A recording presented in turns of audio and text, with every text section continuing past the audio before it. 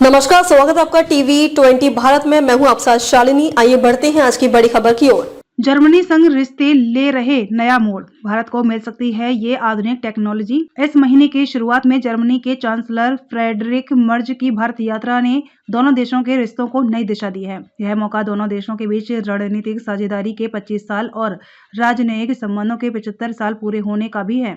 इस दौरे की बड़ी बात यह रही कि आपसी रिश्ता अब सिर्फ व्यापार और निवेश तक सीमित न होकर मजबूत रणनीतिक साझेदारी में बदल रहा है। इस दौरान 19 अहम समझौतों पर सहमति बनी। इससे यूरोप की आधुनिक टेक्नोलॉजी और भारत की उत्पादन क्षमता के बीच गैप कम होगा। रक्षा सहयोग, डिफेंस इंडस्ट्रियल कोऑपरेशन को लेकर साझा घोषणा को इस दौरे की सबसे महत्वपूर्ण बात कह सकते हैं।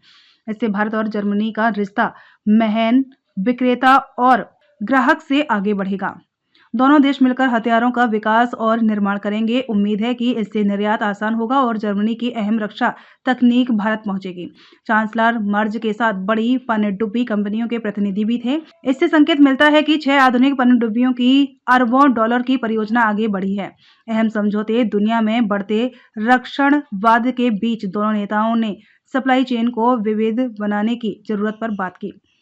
एक नया सीईओ फोरम बनाया गया ताकि सरकारी निवेश पर फैसला लेने वाली समितियों में बिजनेस लीडर्स की सीधी भागीदारी हो सके। सेमीकंडक्टर, क्रिटिकल मिनरल्स और टेलीकम्युनिकेशन में समझौते किए गए। जर्मन चांसलर ने उम्मीद जताई कि इस महीने के आखिरी तक भारत ईयू के बीच एफटीए भी फाइनल हो सकता है।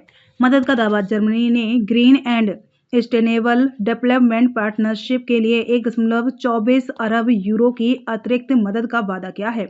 इन पैसों का इस्तेमाल ग्रीन हाइड्रोजन, इलेक्ट्रिक वाहनों और जलवायु परिवर्तन का सामना कर सकने वाले अर्बन इंफ्रास्ट्रक्चर के विकास में किया जाएगा। भारत की एएम ग्रीन और जर्मनी की यूनिपर के बीच ग्रीन अमोनिया पर समझौता महत्वपूर्ण रहा।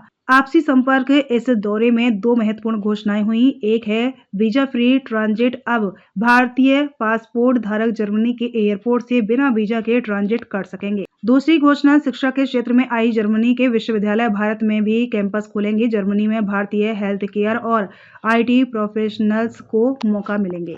खबरों में अब तक के लिए बस इतना ही। फिर होगी आपसे मुलाकात, तब तक के लिए नमस्कार और देखते रहिए टीवी 20 भारत। ऐसे ही लेटेस्ट अपडेट पाने के लिए हमारे चैनल को सब्सक्राइब करें और तुरंत नोटिफिकेशन पाने के लिए बेल आइकन दबाना न भूलें। यदि आप हमें फेसबुक या इंस्टा के माध्यम से देख रहे हैं तो हमारे पेज को फॉलो जरूर करें।